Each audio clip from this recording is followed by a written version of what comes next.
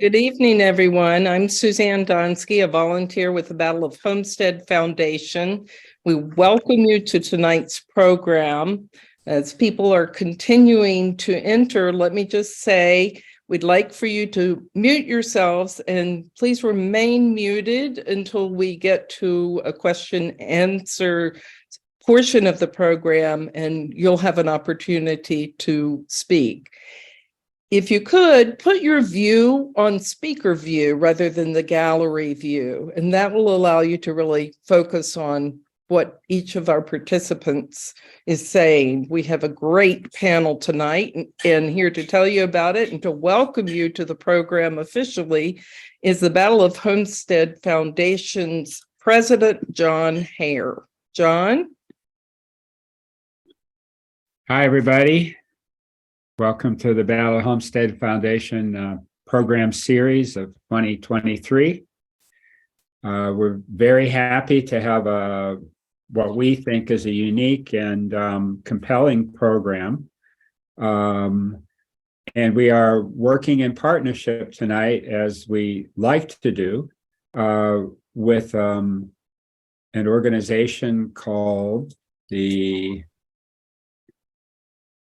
Pittsburgh Institute for Nonprofit Journalism. And our moderator tonight for the program is going to be Jody DiPerna, who's a writer specialist in Appalachia. And tonight we'll discuss a new documentary movie called Mighty Harlan County, produced by filmmaker Gerald Hamilton. Jody DiPerna will moderate the discussion, and it'll feature the filmmaker Jared, historian Lou Martin, and former coal miner and teacher Kip Dawson. It's a really compelling movie. I hope you have been able to see it. It's reminiscent of the earlier film that we featured last year, the documentary about the strike in Breckenridge. And what's wonderful about it is it's such a compelling example of people's history, because the people involved are telling the story, and they're not just pictures. They're the people we get to understand what they're thinking, and as well as see what they're doing. The movie just doesn't talk about them. They can speak for themselves. And it's a wonderful example of what we in the Battle of Homestead try to foster and try to use as our methodology as we explore both our history and events in the present and the future. So let me tell you briefly a little bit about the Battle of Homestead. We were born in the plant shutdown era of the 1980s as the Reagan administration and neoliberal economists and globalists decided to outsource manufacturing jobs rather than invest in upgrading our outdated facilities and technologies. The result is well known by all of us throughout Appalachia and the Rust Belt.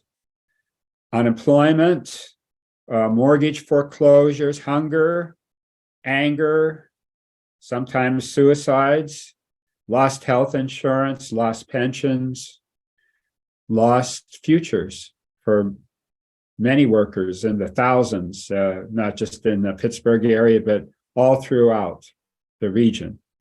And our founders were motivated to revisit what happened in Homestead in 1892, and felt that revisiting the Battle of Homestead, its events, and telling that story and the histories would help us understand what was going on in the 1980s as the steel mills closed down. And what they did is they worked on developing a centennial, the 100th anniversary of the 1892 Battle of Homestead.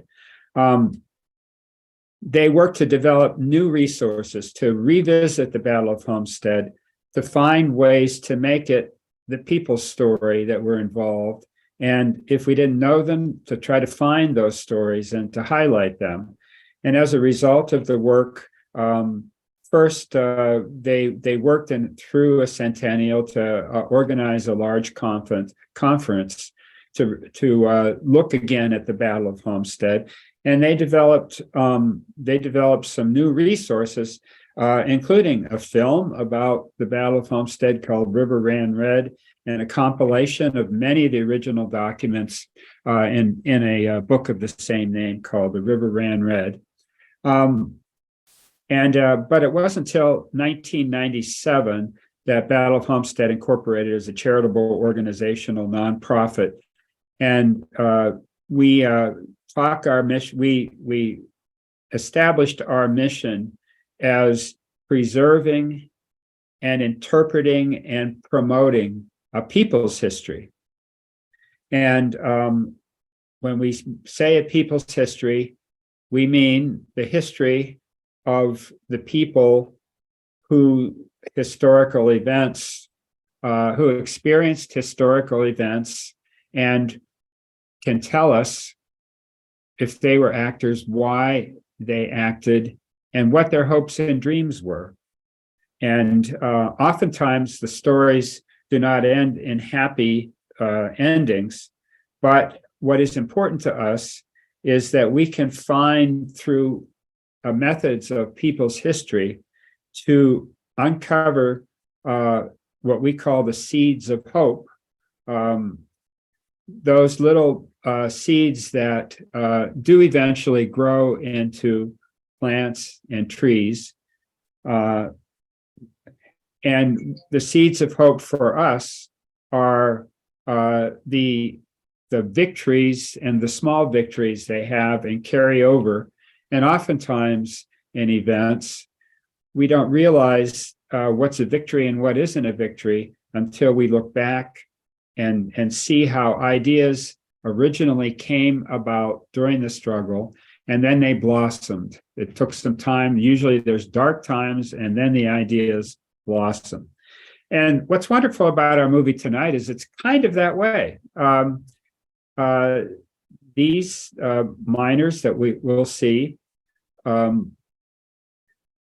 were not union. They were miners, nevertheless, working in a non-union environment, and they suffered perhaps the most egregious wrongdoing to them. And yet they found a way to fight and to have their interest represented. And it's a wonderful people's history for that reason. So we celebrate it, and I do again want to hand it over now to Jody DiPerna. But let me first briefly just tell you our values and our vision. Our vision is that we will celebrate working class culture, preserve labor's rich heritage, and shape the future of work. Our values: the dignity of work, labor's rich heritage, and labor's pivotal place in our society. Community engagement through programs and partnerships, skills development, and a prepared workforce for the future, and human rights within a robust democracy. Those are our values, and through our programs and in partnerships with others, we hope to further them in this mission, and we invite you to join us. And Jody, welcome aboard, and welcome to the Battle of Homestead series. Hi, thanks, John. I am Jody DiPerna. I am a writer and journalist here in Pittsburgh. Along with Brittany Haler, I co-founded the Pittsburgh Institute for Nonprofit Journalism, which we just refer to as PINJ because it's a mouthful. PINJ exists to provide coverage that focuses on enterprising and unique journalism, specifically around criminal justice and social justice stories in Western Pennsylvania, as well as provide really robust coverage of books and literature and the people who make books and literature and get them into our hands. Our journalists strive to provide a particular focus on the inequities in our system and shine a light into areas that are often opaque. We're trying to fill some gaps in local news coverage. We support and provide mutual aid to existing community publications and work to collaborate with new writers committed to civic engagement. We're a member of the Pittsburgh Media Partnership. In setting up Pinge, Brittany and I worked to transform an alternative news weekly advertising funded news organization into a nonprofit newsroom. And the project has been built on sweat equity since the spring of 2020. And like the Battle of Homestead, Pinge is a nonprofit, and we rely on donations and grants to keep the lights on and pay reporters and all of that kind of stuff. So if you're inclined, go check us out. If you can, make a donation. If you can't, go read our stories anyway. We're just happy to be here.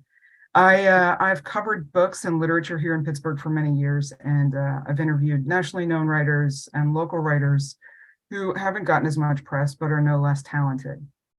And I've covered local writers who you might have heard of, people like Jan Beatty and Damon Young and Disha Filia and Laurie J. Keela. And I've also covered books from the larger Rust Belt and Northern Appalachia. I'm currently working on a story about a writer who worked to start a union at a third-party vendor that works under contract at Google. It's important to note, factually, didn't work for Google, but for a third-party contractor. But in 2018, he and some friends there started the process of starting a union. They reached out to the United Steelworkers, met all the benchmarks necessary, and they formed a union. And so they were able to, they have a contract, and they worked really hard to make this workplace better for his fellow workers in the tech industry, which we don't always think of as a place that needs a union, but they most certainly did. Currently, I'm at work on a book about literature in Appalachia for West Virginia University Press. And for that book, I've done a ton of reading and interviewing, and I've gone on the road, and it's had me driving all over Appalachia, from Pittsburgh to Birmingham, from Athens, Ohio to Cullowhee, North Carolina. And you can't write about Appalachia, you can't even write about Appalachian literature without writing about labor and the long history of extractive and exploitive industry in the region, and also the history of worker resistance that you find all through Appalachia. One of my first trips was to Eastern Kentucky. I spent a bit of time, not enough, in Harlan, and I had an amazing guide there, the writer Robert Gipe, who, if you saw the film already, and I hope you did, you saw Gipe in the film. He drove me all around Harlan in a way that only a local could. And so we went to some of the spots where Barbara Kopel and her crew filmed Harlan County, USA in the mid-70s, except some spots where there were very foreboding no trespassing signs. So we skipped those spots. But I fell in love with the place and Eastern Kentucky more broadly. It's also where I first learned of the work of Jared Hamilton. Jared's a filmmaker, photographer, photojournalist, mixed media artist, punk music fan, and activist based in Eastern Kentucky. I was at a conference in Hazard, and Jared there was taking photographs, and he has an ability to just kind of be in a place and put people at ease. And I'm guessing this is how he was able to get all of the interviews and footage for his really wonderful film, Mighty Harlan County. And just briefly, to recap the movie, in the summer of 2019, Blackjewel mine workers blockaded the train tracks in Eastern Kentucky as they demanded back pay from the mining company that suddenly and without warning fired the miners, cut bad checks. I like the term fraud. But Jared went down and documented this dramatic resistance by the workers in Harlan County, who sought nothing more than to be fairly compensated for their work. As an Appalachian-born documentarian, Jared felt an urgency to chronicle the worker resistance. The miners were there for about 3 months, and Jared was a regular visitor. He filmed them hanging out, playing music, meeting with their lawyers, talking to one another, and it is really, quite literally, the kind of journalism that I love. It's just boots on the ground journalism. And you probably know, but while this protest was entirely peaceful, Harlan County has been the site of intense labor struggles for a century, dating back to the 1930s, and it was dubbed Bloody Harlan. So in a short while, I'm going to bring in Kip Dawson and Lou Martin who can speak a little bit more to that history of coalfield malfeasance and resistance throughout the region. I do want to say that mighty Harlan County recently won the Spirit of the Mountains Award at the 2023 U Pike Film and Media Arts Festival. And I really wanted to bring this film to Pittsburgh, even through a virtual showing, because I believe in connecting working people and communities that support worker resistance. So I'm really, really, really happy to have Jared here. So, hey, Jared, how are you? Doing pretty good. Yeah. I want to ask you a couple of questions about the film first, and then I'll throw it over to Lou for a bit. Can you tell us about making the film? Just like, I mean, honestly, the nuts and bolts. Did you have a crew? Were you there by yourself? Like, what kind of equipment did you use? It seems awfully complicated to make a movie, just driving back and forth over Pine Mountain to me. Yeah, I mean, I just had a couple of Canon digital SLRs, and I was switching back and forth between them. They're pretty much the same, just a different model, but they were both just Canon, made for photography, but do HD video. You know, I went down there, and you know, I was pitching the story to a bunch of different news outlets, and nobody really was biting. The Wall Street Journal covered it, and they didn't necessarily like want photos of the miners from me. They mostly covered the fraud bit, the 52 million that Jeffrey Hoops paid himself before he filed bankruptcy. Yeah. It was a pretty big deal to the Wall Street Journal. But yeah, they cared more about the numbers than they did the story of the people. You know, it's Wall Street Journal. Yeah. Well, I mean, I think this is why your film is so essential, because you were there with the people who were directly impacted by the fraud.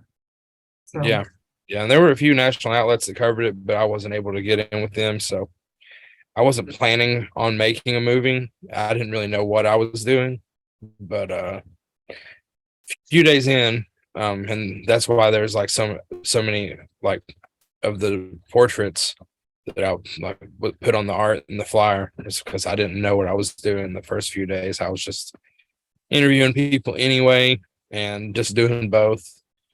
And a few days in, I stopped taking still pictures and decided that it was just going to be an independent film. yeah, I mean, it feels like I think you had said to me when we talked earlier that you felt just, you didn't know why, you just kind of felt like you had to go, that you just needed to go down there. Yeah. Yeah, it feels like a calling. Yeah, I definitely felt called when I saw it on. I was working as a food delivery driver, which was something I used to do to fill in the gaps between like bigger gigs that are more in my wheelhouse, you know. Mhm. But being a delivery driver is kind of in my blood. But Yeah. Yeah, just felt called to do it. So the miners were out there for, I think, about 3 months. Is that right? On the tracks? Yeah. Yeah, they stayed out there for 3 months, and they weren't about to move until they were paid. So they stuck it out the entire time. Yeah. What was like post-production like for you? Like, how long did it take you to go through like all of your footage and start to put it together as a film? Yeah, that really ended up taking more time than I had expected. Close to 3 years. Last fall was when it premiered. Yeah. We did an official premiere at University of Kentucky with Appalachian Studies Department there, and lining that up was like the reason that I decided to push finishing it. But you know, just with like funding and needing to put my time in things that were paying, it really probably took me like 2 or 3 months of like real time, but it was over the course of 3 years to edit it because of, you know, life. Well, as a writer, editing is where like the real intense work happens. So, yeah. Yeah. Um, You see the movie that you watch is about 54 minutes, I think now. yeah, about that. And when I laid out all the stuff that I thought was usable, it was over 3 hours. So I had to cut that back. Yeah. Yeah, it took a while, and you get emotionally attached to the clips, and I left out like probably like 2 or 3 weeks worth of stuff that I just in the end decided that it like didn't really help get the point across. Stuff that happened after the court date. Yeah. It was like a whole lot of stuff that actually went on after that, but none of it really like moved the story forward. It was just kind of more of the same. So Yeah. that You didn't have, make it up because of time. I know that one of the things that I love about the movie is the music throughout is great. And I personally, I love the moment when the miners start singing "You'll Never Leave Harlan Alive," because it's a song that I really love. And I didn't expect that. And I got a little misty when I was watching app studies with you. But can you talk about the music that you use? Because it really Yeah. helps the story. Um, I am sort of a musician. I used to be in a band and stuff, so I had some recording equipment, and I actually like the violin part that's in the beginning. I extracted from a song that we recorded, and that wasn't recorded for the movie. I pulled it out of an old song. But then I had like 5 or 6 of my friends who play different acoustic instruments come in, and we pretty much made an original score except for the I think 2 recorded songs that were put on it, and the one person that sung live. And there's 2 songs that they contributed that I recorded that they played live at the blockade.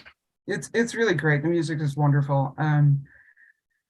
I also wanted to ask you, I know a little bit of the footage from Barbara Coppel's 1976 Harlan County, USA, but you used other archival footage. Can you talk about that? Where did you get the archival footage? Like, how much did you have to dig through to help tell the story? Well, I could not get a hold of Barbara Coppel or Yeah. anyone that officially represents Barbara Coppel, so I hope they're not mad at me.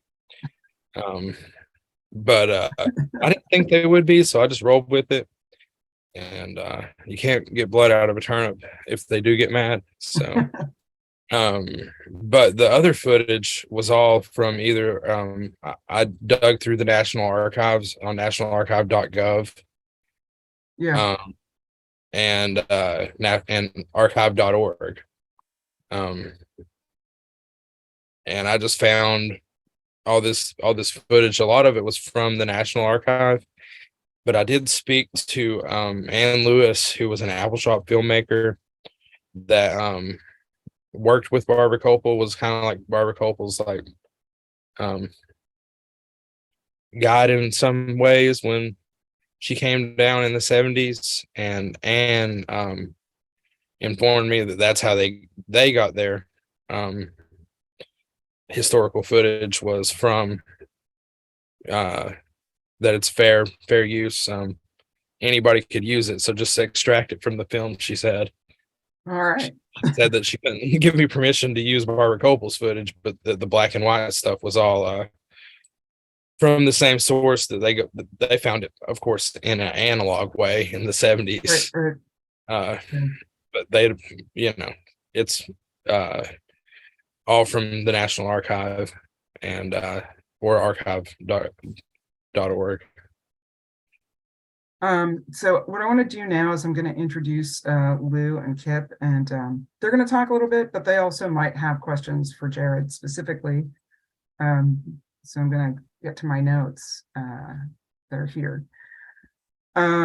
So Lou Martin, who is going to talk to us a bit, is an associate professor of history at Chatham University. He is also an honorary member of the United Mine Workers, Local 1440. Lou is also a founding member and president of the museum board of the Mine Wars Museum in Matewan, West Virginia. He's written a really great book called Smokestacks in the Hills, Rural Industrial Workers in West Virginia from University of Illinois Press. And it's a book about the steel and pottery workers in Hancock County, West Virginia, where he grew up. And I think he's going to talk to us a bit about broadly the mine wars and the long struggle of miners to organize and unionize in Central Appalachia. He's also going to fill in some questions that you might have about the Blackjewel bankruptcy and how it sort of fits into this deindustrialization movement and more broadly the exploitation of Appalachia and the working class, and a bit about the then CEO Jeff Hoops, who is a not good guy. I'm also going to bring in Kip Dawson, and she is a retired mine worker. She's a member of United Mine Workers Local 1197 in Washington County, PA. She was an underground coal miner in Bethlehem Steel's operation, which became 84 Mining Company at the Cokesburg 84 mine from 1979 to 1992. She was active both in the United Mine Workers and the Women's Miners Organization, the Coal Employment Project Coal Mining Women's Support Team, and she's part of a national project to collect, record, store, and make public oral histories of women coal miners, which I think is a really amazing project, and I want to hear more about it. So Lou, I'm going to turn it over to you, and I think you have some stuff you want to tell us. Thanks, Jody, and thank you, Jared. This is a wonderful documentary, and I want to echo what John and Jody said about how it captures an important moment of, I would say, Appalachian history, but also in American labor history. And I'm glad as a historian that we don't have to rely on those Wall Street Journal journalists for the coverage of this important event. So I did follow newspaper reports at the time these events were unfolding, and it was difficult to really get a sense of what was happening. And mighty Harlan County really gives us an inside look. And I think that getting to hear directly from the miners and their families and supporters, we get to hear a lot of a range of thoughts that they're having at the time that they're forming this blockade. And it's a really great portrait of what they're going through and what they're thinking. I also just wanted to mention that there are some scenes of heavy rainfall, and I couldn't help but think about the floods last July that took 45 lives and left thousands of people homeless. Once again, in the wake of these floods, the people of Eastern Kentucky had to come together to rescue neighbors and provide assistance to one another.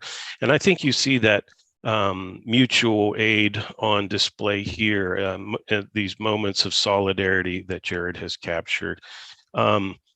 So I am one of the co-founders of the West Virginia Mine Wars Museum, and just like the Battle of Homestead Foundation, it's dedicated to preserving people's history. And we focus on the period of the West Virginia Mine Wars from about 1900 up through the Battle of Blair Mountain in 1921. And this is a time period when miners are trying to unionize. And you can see that the spirit of solidarity emerging as they all are experiencing a lot of the same things in the mines, the dangers of mining, as well as the mine guard system that existed at that time. And it culminates in this 5-day battle, 10,000 miners taking up arms, battling with the National Guard and the state militia, and risking their lives to form a union. And in 1933, when Congress passed the National Industrial Recovery Act, West Virginia famously unionize, they say, lightning fast was the expression that was often used. Over a period of months, 80,000 miners joined the United Mine Workers. And it really was a pivotal moment in the state's history, changed the state's politics and so on. Whereas if you shift your focus over to Kentucky, it was a much more difficult campaign, and Harlan County exemplified that. The decade of struggle of the 1930s in Harlan County.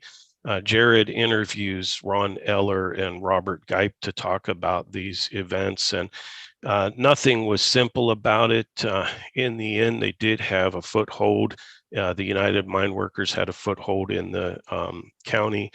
But Harlan County, USA in the 70s shows us once again that miners were still trying to unionize in some cases and get fair wages, a voice in their working conditions, and so on. And as I watched the documentary, I couldn't help but think about this really in the context of deindustrialization, as Jody mentioned. The first thing I thought of was the Republic window and door workers back in 2008 that had a sit-in strike in Chicago in their factory. And this was when the company had failed to give a 60-day notice of a factory shutdown, and tried to pull up stakes and leave town without paying the workers and so on. Now, in that case, the sit-down strike lasted about a week, and the United Electrical Workers were able to negotiate a settlement for $1.75 million for paychecks, unpaid vacation, and severance pay. In this case, we see roughly 200 miners at this particular mine who had to take the action of holding up the coal train, the possibly last coal train out of there, to try to get the bankruptcy courts to first of all try to get the company to pay them unpaid wages, and then get the bankruptcy courts to pay attention to them. I think that there's a moment when their lawyer says that the Department of Labor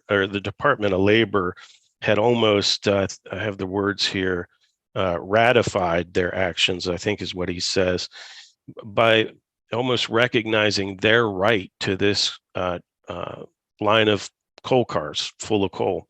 And it's sort of a moment where, and you hear a lot of miners saying, this is our coal, we mine this coal. And so it feels like it is a radical action in some ways to hold up this coal train to try to negotiate with the company. And it's clear that no local officials seem willing to kind of deny the miners the right to hold this coal train up. And the bankruptcy court seemed to recognize some right to this.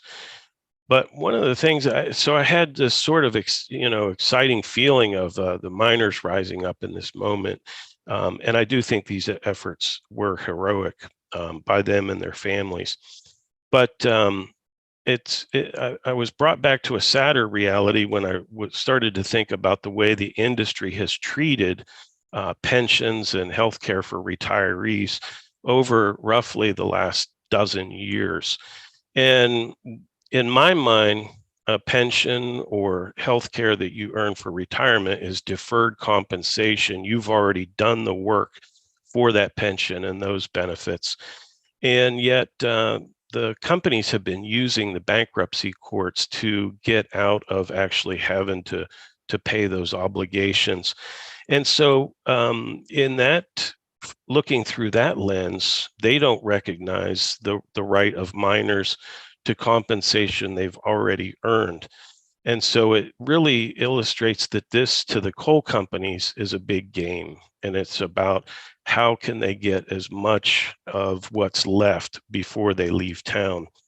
And so there should be that money in the bank for pensions and healthcare. And I think that without that money being there, there should be criminal offenses. And I think similarly, it would make sense for Jeff Hoops, the CEO of Blackjewel, the former CEO, to face criminal offenses here for stealing essentially the wages that workers had already earned. And so holding up one coal train is a pretty small, it's a pretty small offense compared to the massive thievery that's been going on for over a decade, as these failing coal companies are trying to find new ways to exploit the region. And I did just want to say a little bit about Jeff Hoops, but more I want to say that the Mountain State Spotlight, nonprofit investigative journalism group in West Virginia, just published a great expose on him.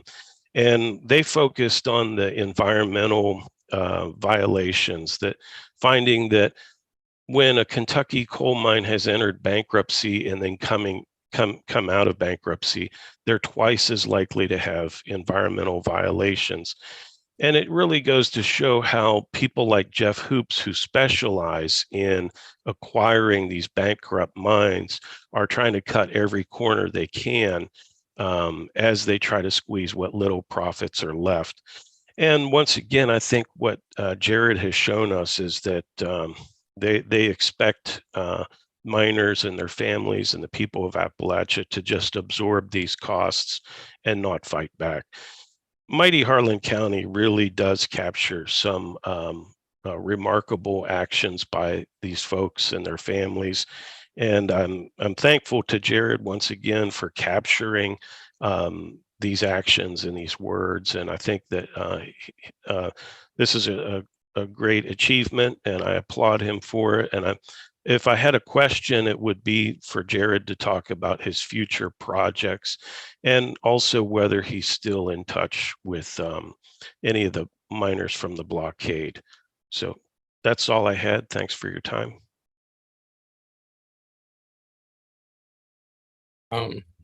Yeah, I guess I can answer that. I'm gonna go backwards as far as being in touch with the miners. I tried to like even do a little more follow up, and even though they like gave me great access while it was going on, a lot of them were kind of tired. And even if I'm still friends with them, they were tired of the camera towards the end of it. And the one guy that I got to interview after the 3 months was over, after they tore down the blockade, that was in a parking lot. So we met up at the local college there. And but I'm still friends with the guy he talks a lot in the beginning, Wiggles, Jeff, Jeffrey Willig. And me and him have talked about him coming to do a panel or answer questions with me after a screening or something, but he's also got I think 5 kids or something, and moved to Louisville and has a full-time job there. So it's more of a daydream of actually getting him to come to something he would like to, but he's just a really busy guy. And as far as what I'm working on now, I've been putting out these little zines. It's called Familiar Paths.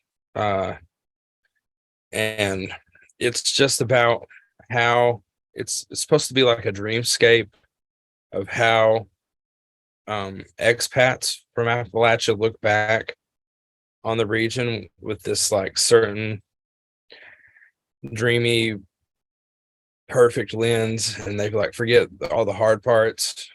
That's sort of what it's about. And the zines are kind of just like workbooks. I kind of put every portrait that I take in it to just go ahead and include everyone that I work with. But I'm looking for an official publisher, because I do the zines and runs of 50, and they usually sell out pretty quick. And I'm going to do a hardback, a bigger offset print, like fancy book that's like a comprehensive. It won't have it all. It'll just be like a best of. And I actually just got involved in, I haven't started shooting on it yet, but there's a small group out of Apple Shop in Whitesburg that got a grant, an internal grant from Apple Shop to make a film about Decoration Day. And if you don't know what Decoration Day is, Memorial Day. It's just a different name. It might be a different day, but it's really just about how people decorate graves and the cultural sort of obsession with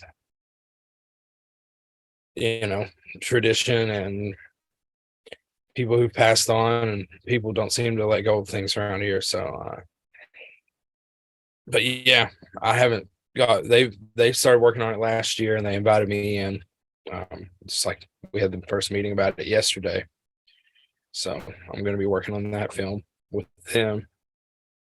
Yeah, so I'm trying to mostly doing photography, but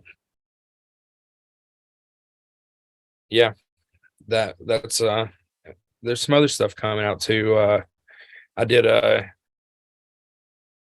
booklet for Kentuckians for the Commonwealth, which started out as like a grassroots organizing group, and they were organizing against when they started, they were organizing against the broad form deed, which was allowed coal mining companies to steal people's land, and they won that battle. And then they went on, they do anti-racist work now. Pretty much whatever the community wants to organize, KFTC will help. But we did a project that's essentially a sociological study of how Kentuckians view climate change, and I made this like 20-page booklet that's all my photography, and I wrote the entire thing and worked with a good group, and there are videos out about the project on KFTC's website. But we're gonna be putting the books out at some point this year and doing a talk about it in July. If you follow KFTC, though, I'm sure there'll be announcements about that. But yeah, that's what I've had going on. Yeah, Jared's photography is wonderful. I just put in the chat. I did an interview with Jared at Pinge, and I think I linked to Jared's photography, his website, and also the Kentuckians for the Commonwealth study. So you should check all of those things out. Jody, can I say one last thing that I forgot to say? Yes, Lou. Well, and thanks for those answers, Jared. I appreciate hearing about all your projects. But the West Virginia Mine Wars Museum this October is putting on what we're calling Camp Solidarity. It's a weekend to train folks in organizing skills at the same time as having people come to Mate 1 and learn about the history of the mine wars and the history of Mate 1. And thinking about both West Virginia and Kentucky being right to work states. One of our board members is a union organizer in a right to work state for a union that does not have collective bargaining rights. And there's going to be a focus in the skills workshops on how to build solidarity and how to make gains through solidarity when you don't necessarily have those rights behind you. So if I'll try to put a link in the chat for folks who might be interested, but thanks again.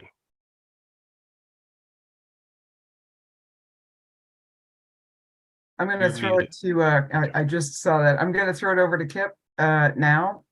Kip, I'm hoping you can talk to us about some of the time that you mentioned that you spent some time in Eastern Kentucky, and whatever else you want to talk about. Well, I want to start just by emphasizing how important the work that Jody's doing and that Jared doing to bring things to everybody from the vantage point of the people who are making history in the shadows. And unlike Lou, I did not follow what was going on in Kentucky when it was going on in 2019. And when I saw the film, I was actually, I have to admit, I was brought to tears, because what the film showed me was that despite headlines like this, can you see this? The last union miner in Kentucky ended his shift in January on New Year's Day of 2015, or 2012 rather, excuse me. There are no union UMW miners in Kentucky. And yet what this film showed was that unionism is still a part of the blood of the people in Harlan County. And it just came into being when it was necessary to do that without a national union to support them. What they did if there are people here who haven't seen this film yet, I urge you, make sure that you do. What the miners and their families did in 2019 in Harlan County brought back memories for me of being there in 1984, 85 with my friend Libby Lindsay during the Massey strike, which was like halfway in between the strikes of the 30s when Bloody Harlan got the name Bloody Harlan, and now. In 1984, the epoch that Lou mentioned and that John Hare mentioned, that's when the Battle of Homestead Foundation found it necessary to organize to try and maintain the unionism spirit that was being driven out of the United States at that time with the deindustrialization that Lou was talking about was going on. It hit Kentucky and West Virginia and Pennsylvania, where I was a coal miner, hard. It hit hard. And I fortunately was a member of a very solidarity-oriented United Mine Workers Local here in Western Pennsylvania, which saw what was going on with the Massey strike, the strike against A.T. Massey that started in October of 1984. There were a little bit before that in 1984 and went through 1985 as a call to action to all coal miners, all union members, to go and support our brothers and sisters who were being forced into a life and death battle against greedy coal barons who very much are like the ones that our brothers and sisters had to stand up against in 2019. Just let me say parenthetically, for those who don't know the geography, that in A.T. Massey didn't have to, they followed the coal seam rather than state lines in the way that they mined coal. So on both sides of the West Virginia-Kentucky line, the Southern West Virginia and Eastern Kentucky line, A.T. Massey was following a coal seam and working to drive the United Mine Workers into distinction. And unfortunately, they had a lot of success in that battle. But along the way, miners from all over the United States, including my local, did the kinds of things that my friend Libby Lindsay, who was a coal miner at that time in Boone County, West Virginia, helped me to do. And that was to travel around and visit the picket lines of the brothers and sisters who looked a lot like the people that Jared filmed, only they were a little bit predated those people, who were doing everything that came naturally to them to stand up against the same kind of greedy coal barons who had courts in their back pockets to back them up as they stole from the workers and intended to defeat the union that stood up for them. When I watched the film, I couldn't help but hearing Hazel Dickens' voice in my head. Hazel Dickens sang and wrote songs about Bloody Harlan and sang them to women coal miners in the 1980s at our national conventions, which some of our union brothers came to too, because she recognized that the battle was the same that we were fighting and it was going to continue. And she was a prescient person and probably would not be at all surprised to see these struggles going on in 2019 against the same kind of coal operators and government agencies that backed them up when they stole from the miners, and miners were forced to take action along with their families to get the things that they deserved. And I'm really glad Lou talked about pensions and how that's money that is owed to the miners also, and there's still battles around those too. I want to share with you the song that kept going through my head as I was seeing this film, not singing it, but some of the words. This is Hazel Dickens. United we stand, divided we fall. For every dime they give us, a battle must be fought. So working people, use your power, the key to liberty. Don't support the rich man's style of luxury. Isn't that what they were doing in 2019? That's captured in that film. She goes on. There ain't no way they can ever keep us down. There ain't no way they can ever keep us down. We won't be bought. We won't be sold to be treated right. Well, that's our goal. There ain't no way they can ever keep us down. We've been shot. We've been jailed. Lord, it's a sin. Women and little children stood right by their men. Now, this next line, we've got a union contract that keeps the workers free.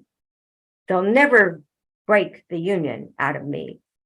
Well, these guys in 2019, the men and women did not have a union contract, but they had it in their history, they had it in their blood, and they had it in the necessity that the coal barons put onto them, that if they were going to even get the money that already had been put into their checking accounts and then taken out again, they were going to have to do something. And it was natural and part of their history, whether they know it or not directly, to do what the Massey strikers did, and that is to stop the coal from being transported to where it could be sold until they got what was due to them. And that's where the tears came to my eyes, because the spirit, the coming together of the community, doing whatever it took to get what was owed to the miners and just taking it for granted that that's what they needed to do, and getting no help from the courts and getting no help from the powers that are supposed to enforce having pay come to the people who work.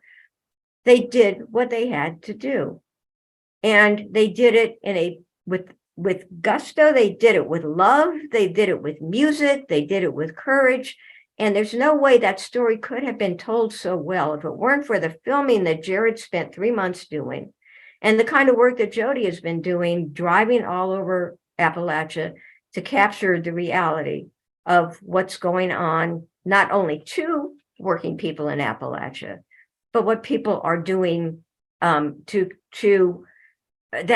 necessary in order to keep struggles going. Now, of course, it's not okay that there's not a national union in the backing up these miners. And it's not okay that unionism has been driven down to the lowest point it's been in this country since it's been, well, there's now almost, I think the figure for 2022 is 10% of workers in this country are members of unions. And goodness, are we feeling that now? The lack of security that young workers have when it comes not only to getting the pay and the working conditions that they need, but also being able to look forward to having a pension when they retire. It's an incredibly huge obstacle. And one of the things that we can do, and that we really need, that the Battle of Homestead Foundation has been so important in doing, and the Mine Wars Museum in Matewan is doing, and Jared and Jody and people like them who are doing the journalism now are doing, is to try and help bring to each of us, to all of us, the things that actually are going on now and our own real history. The Matewan battle was ugly. It was ugly because the coal barons insisted that they had a right to destroy the union. And we've heard of some of the ugly things that happened there, but among them was, and these are recorded by in the book United We Stand, which is the official history of the United Mine Workers by Mayor Fox, and other places as well. From the very beginning, they had the goal of breaking the union in Kentucky and West Virginia. And so before the contract expired, that was the source of the fight and against A.T. Massey. The owners of A.T. Massey Company and the other coal barons there, but especially them, had organized thugs to shoot at miners that had the gall to stand up for a contract. My friend Libby and I traveled around the Eastern Kentucky area in 1984, 85, and we came across one really beautiful bunch, well, a lot of beautiful bunches of people, but one in particular that struck both of us and that we still talk about. And that was a picket at in Canada, Kentucky, which is a tiny town not that far from Matewan in that same area, where the pickets had to sandbag their picket area. They built a sandbag wall that was about 4 feet high to protect them from the gun thugs that were shooting at them without any interruption from police forces or anybody else, because they were picketing outside a Massey mine. This was part of what these miners were facing, and yet they stood up to it. And one of the things that happened at this time, because of the attacks on unions that were going on all over the country that Lou was talking about, and because of the fact that this was not just going on in Kentucky and West Virginia, we coal miners back then, especially women miners, who recognized that there was an international thing happening. At the same time that the strike was going on, the Massey strike was going on in the United States, the British miners had been forced out also in an attempt to break their union. And we used to call this the Reagan-Thatcher years, because the collusion between the governments of both countries against organized labor was touchable. And so the solidarity that was organized on behalf of the Massey strikers, that included auto workers in Detroit doing a Motown to Coal Town rather, caravan to bring solidarity to the Massey strikers and other things like that, were attempts to try and stop the wave that actually was so successful in pushing down the union movement in this country during those years. And yet, when you watch this film, the reason that Hazel Dickens' words came into my head is because these miners, without the benefit of a national union, are standing up the way that their forebears did. And it is a message to us, I think. It's a message to us that they can drive the union out, but they can't drive the union out of the people, even if the people don't know their own history. And therefore, what Jared and Jody are doing, and others who are documenting these struggles and bringing us together, is an absolutely essential part of the work that all of us are doing. The historians that are trying to keep alive and help people learn the real history that we have, and those young people who are participating in actions now without necessarily yet knowing that they are adding on to a history that we need to keep going. So a tip of the hat to Jared for this amazing film, for bringing us this spirit, bringing us this reality, and bringing us the ugliness that still exists and still has the backing of most government forces against the workers. And to you, Jody, for helping us to get in touch with our people all over Appalachia and keeping us united. And I'm hoping that there's some questions and comments that we have time for from the people who have joined us tonight. I think there will be. I wanted to mention that there was, one of Lou touched on this, and I know that one of the lawyers representing the miners, these Blackjewel miners, had said, they got their back pay through this lawsuit, but it doesn't come close to making these families whole. It doesn't include vacation time, retirement contributions, health savings account payments, all kinds of other compensation that they earned. They're not given that by the companies, they earned it, and that was taken from them, and they're still not made whole by that. One of the other things that I read when I was following this story was that it was surprising to some sort of financial experts that the miners did get this settlement, because in bankruptcy court, generally the favoritism goes to the sort of the creditors and not the workers. So like other big corporations that were maybe owed money usually are sort of the top of they're the first dogs at the bowl in bankruptcy court. So it was a minor miracle that these guys got what they did, but it doesn't come close to what they should have gotten, to be fair.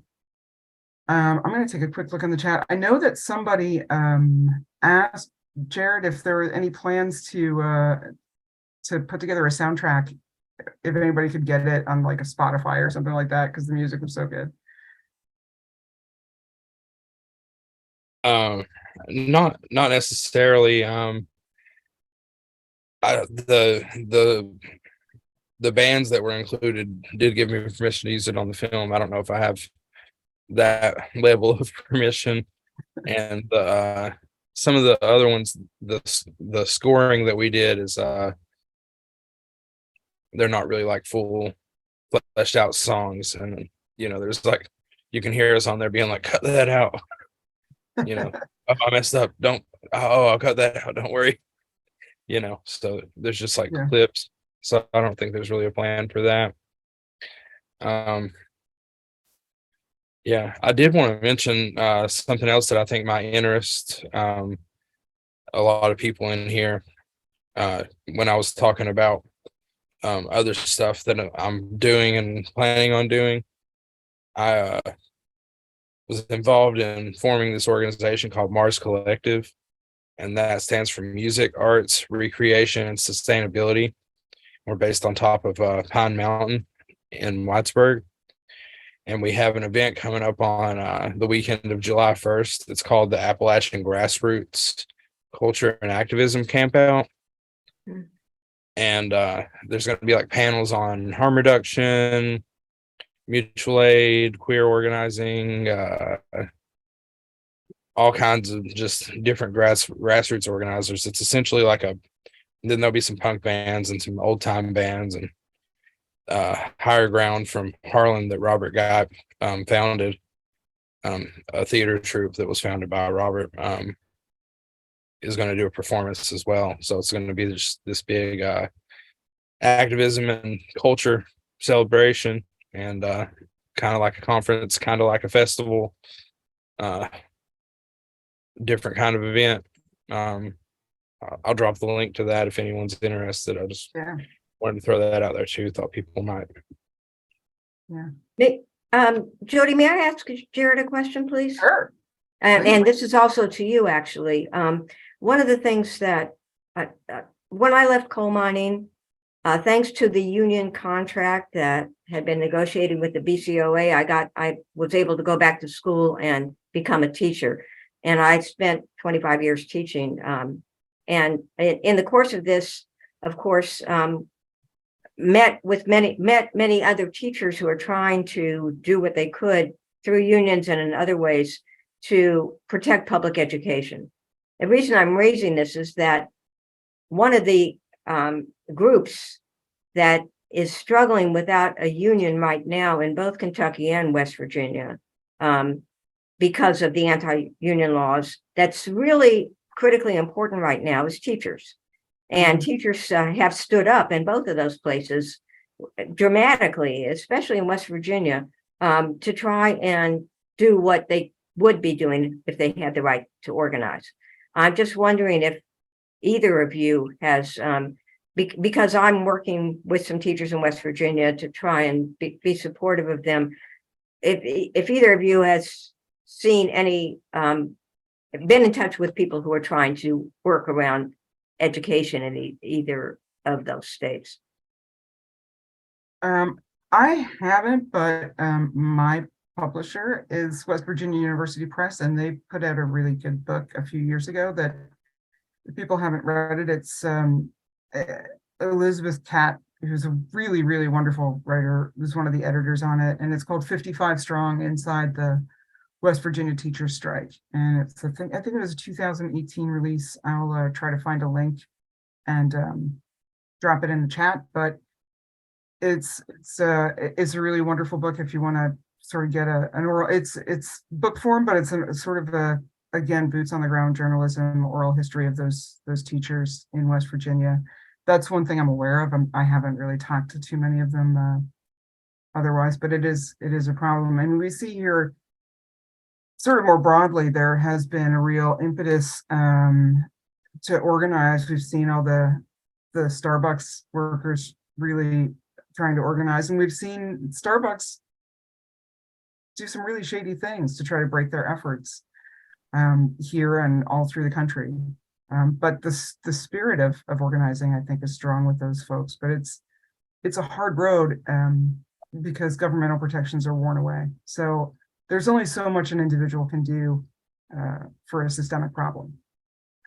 Lou, I don't know if you want to talk about that, if you have any thoughts or not. I don't want to put you on the spot, but.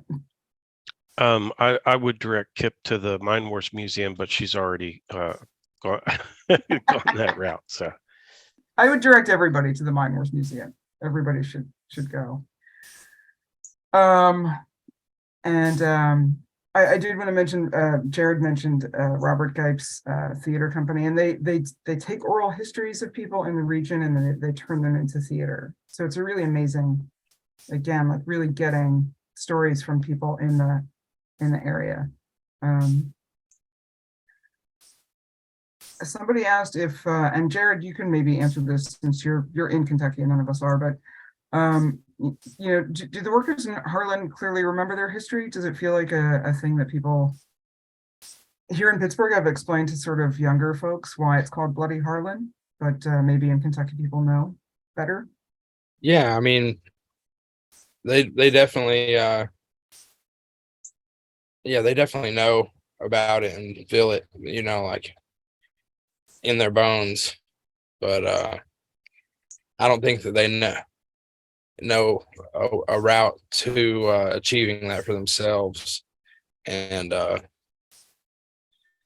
mean, the right to work, if there's a union in Kentucky, it's because your boss allowed you to have that, not because you stood up to them. Because what right to work essentially means is that if they form a union and they strike, you have the right to work. Yeah. It doesn't mean it. They like try to make it sound like it's good for the workers, the right to work, but essentially it makes it impossible to strike. Yeah. And let me just throw this out too, and then maybe other questions and things. The Mine Wars Museum is more than just a museum about the mine wars. It is an organizing center where I have advised teachers who I've talked with from West Virginia, especially, to talk with people there. Among the most important things that the Mine Wars Museum does is give teaching materials. They're teaching materials that they have prepared to put into the hands of teachers and to organize discussions around are incredible. But also it's a center for people who are trying to do things, and some place that is second to none that I've been to, full of life for people who are concerned about these kinds of things. So thank you, Lou, for that reminder, and I shouldn't have needed it. I'll also say, we've got a great teachers resources page on the Mine Wars website, and it has lesson plans for different grade levels, with the goal of teaching people about the company towns as well as the importance of unions. And our latest project is to create history trunks that will travel to classrooms around West Virginia as teachers request them, with materials and lesson plans that they can share with the students. So we're definitely trying to get the history of the mine wars and the union movement into the schools. Yeah, I think when this blockade happened in Harlan County, it was just like a handful of miners who, when they sort of realized that money was coming out of their, I mean, literally money was coming out of their bank accounts that they thought was there. So in addition to not being paid for work that they had done, they were, then they had like overdraft fees, all kinds of nastiness. And it was just a handful of folks that went down to the tracks and blockaded the coal. And I thought what was really, I've always thought coal mining is about the hardest work that anybody can do. I would sooner clean porta potties than go inside a mine. I'm also a little weird in like caves, but yeah, they have a real ownership of their work. So it's not like they're not asking for anything that they haven't earned. And it's not that they're not hardworking. They became very apparent when you listen to these guys, like that they're really proud of the work that they do, and that coal was theirs through hard work and also skill, because it's such dangerous work. Being able to do it without dying from a cave-in or silicosis or was it black damp is the noxious, gas that's invisible. Jared, is that the sense you got, that these guys were they were really, they're miners, and they view themselves as such? Yeah. They all, something that didn't get included in the movie was that they have this like ready to build a factory site in Harlan that still hasn't been used. And they were talking about how, like, these skills could transfer to anything. But I mean, these guys, mostly, a lot of them, like, really enjoy working in the mines and are proud to be miners, and some of them wouldn't want to do anything else. And some of them would just want to do anything with comparable pay, Right. but Yeah. they're all definitely like proud of the work that they do. But from the person, the last person interviewed, he was finishing nursing school because he saw that as a way to sustainably support his family, because even when they're not getting money essentially stole from them, like a mine shutting down after it might be 10 years of good mining, but then there's a dry spell, and when the mines are shut down, like, everybody's out of work. So yeah, a lot of people are just like how people moved in. The original communities in Eastern Kentucky weren't industrial communities. They were, sustainable farmers and people who wanted to get away from regular society, and the mines people migrated in. So as it goes down, people are migrating out. And the people that are still here, a lot of them are, their heritage is mining. So of course they're really proud to be doing what their dad did or their grandfather. Yeah. You said your brother works in the mines, yeah? Yeah. And your papa retired from the mines as well. So in Pittsburgh, I feel like most people are, 1 degree of separation from steel, and Kentucky people are 1 degree of separation or no degrees of separation from coal. Everybody's got somebody in their family who did that work at some point. I didn't know if you guys had anything. We are close to wrap up time. I just looked at my clock. And I'm going to check the chat and see if there are any other questions. But if there's anything you guys wanted to mention that I did not.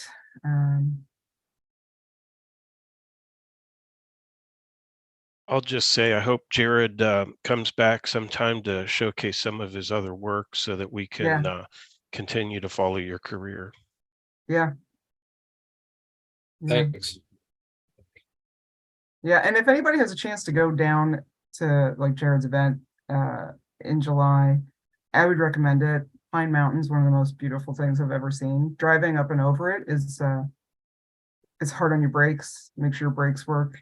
But it's worth a visit.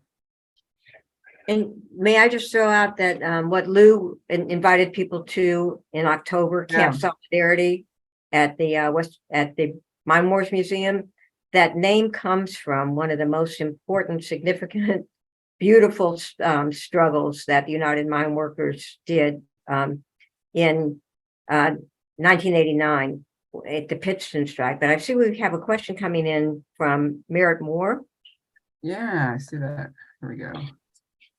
I'll just read it out. Merritt asked, Jared, can you talk about the support and solidarity that the blockade folks talked about? There was also somebody in the film who described a trans group or, you know, a progressive group who would come in to help. And I think you had said they were the only people that kind of got rousted by the local police also when you were there. Yeah. Yeah, it turns out that one of the main people, the person that was interviewed, is somebody that I had known since they were, I don't know, 16, you know, since we were 16, and ran into them. Apparently, you know, they heard about it the same way and felt called the same way, just, you know, different skill set. And their skill set, oddly enough, has been in finding mountaintop removal a lot. And a lot of those activists who fought mountaintop removal also showed up to stand up for the workers' rights. And there was, it's just something that, like, there wasn't time. It would, you know, this could have been to, like, really explain all the nuances and go into, like, covering the full time. It really could have been 4 hours, Yeah. you know. Director's cut next time, Jared. We'll get the director's cut. Yeah, I have actual footage of them, like, talking, and they're like, yeah, we love nature. Coal miners love nature. And the activists are like, yeah, we know that. They're like, we don't, you know, they had more in common than they thought when they were on opposing sides of a Yeah. you know, Yeah. issue. And it was interesting to watch these groups come together, because the activists always cared about the workers and the workers' rights and supported the unions. But yeah, they showed up. Transgender, remember the one? Day. Transgender groups. Oh, yeah. Or the LGBT. Yeah, they showed up on, like, the second day, and they stayed there for at least 3 or 4 weeks before the local sheriff's department showed up and was just like, you all can't be staying here. And they kind of, like, turned the blind eye on that rule to the miners, but they, like, definitely to the trans anarchists. Yeah. Yeah. They didn't do anything to them. They just told them that there would be possible charges if they didn't evacuate their camp, because they were doing the night watch, you know. And when the miners were sleeping, or, like, some of the miners were sleeping there, but sometimes they didn't, and sometimes it was just the leftist organizers supporting the camp alone at night. So yeah, they were there 24 hours a day until, and that was what the Johnny Law said to get them to leave. But yeah, I mean, I think they, like, sat around a campfire and, like, probably, like, unpacked a lot about, like, the cultural difference of Appalachian leftist organizers and coal miners at night. Yeah. And they became good. They were all got along really well, and Yeah. were friends. They found more mutual ground than more in common than they had different. Florence, I can see you up there in my corner, and I think we're right about the time, and I know you wanted to wrap, so I'm gonna. Well, yes, I'd like to thank our featured speakers tonight and encourage everybody to look at Jared's website and the Pittsburgh Institute for Nonprofit Journalism site and their articles, and just spread word of this movie and its message. Really, a lot of people really get their information now from their phones and their computers. And this is really a good way for this particular information to travel. Now, here at the Battle of Homestead Foundation, we have a campaign to create a labor heritage center that we're calling the Center for the History and Future of Work. It's intended to celebrate the history of workers in Pittsburgh, Western Pennsylvania, really all workers, past and present, from the early industrial labor of miners and mill hands and artisans to today's diverse array of workers in knowledge, service, education, healthcare, food supply, communications, Starbucks, all the other 21st century occupations. The center is going to tell this history by presenting live events and online programs, exhibits, lectures, films, concerts, classes, teaching workshops, public forums, archives that we have, programs that emphasize the vital role that all these workers played and continue to play in shaping their communities and ours. And most importantly, how this future can, or how this history can prepare us for the future of work, the future that is actually here right now. Programs will be accessible to everybody, especially geared to enhance labor history awareness of young people and students and community activists who want to learn how to meet the challenges they face. If you'd like to learn more, go to our Battle of Homestead Foundation website. The link for the center is right at the top of the homepage. Let us know how you might want to be a part of the center. We are a membership organization. You can find the membership button as well there on the website. John, would you like to say a final word? Yeah, I would. I'm thinking about the primary election that's happening in the next week.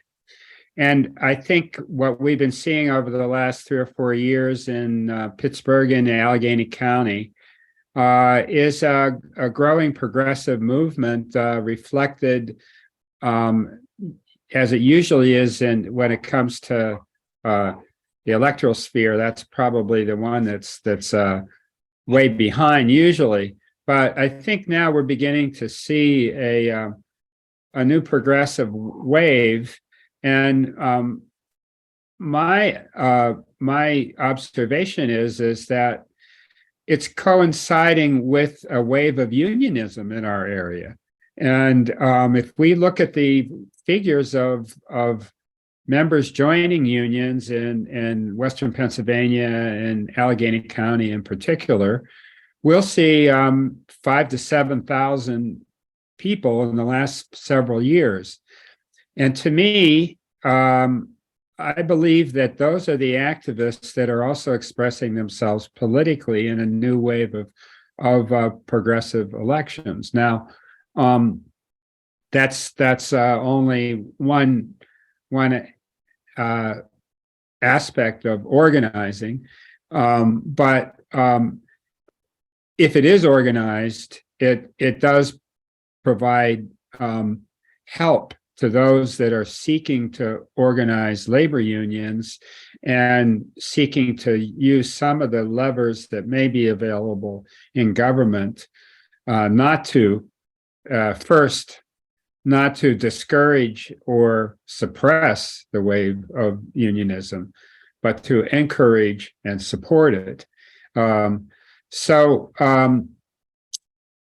I think we're going to look back in the next 4 or 5 years and say, hey,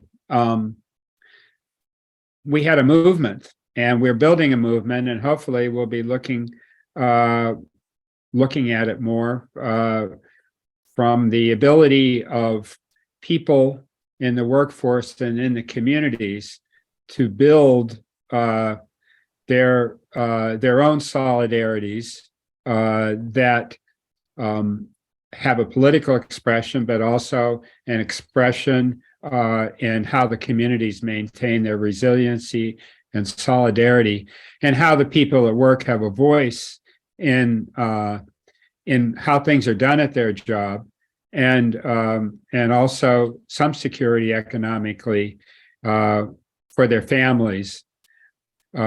So I'm optimistic, and I hope everybody is, because I believe the more we tell these stories of our histories, the more we'll understand how to organize and how to build and defend our our communities, and ultimately,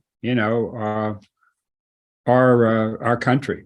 So be optimistic and grow those seeds of hope. And that's why it's so great to have a movement that can express itself culturally, politically, and develop power to defend its communities. And the way they do that is to build on the lessons of the labor movement. So everybody, thank you so much for participating. Keep up the good work, and thank you so much, Jared and Jody and Lou and Kip. Thank you for telling us those stories, and see you next time. Appreciate it very much. Hey, everybody.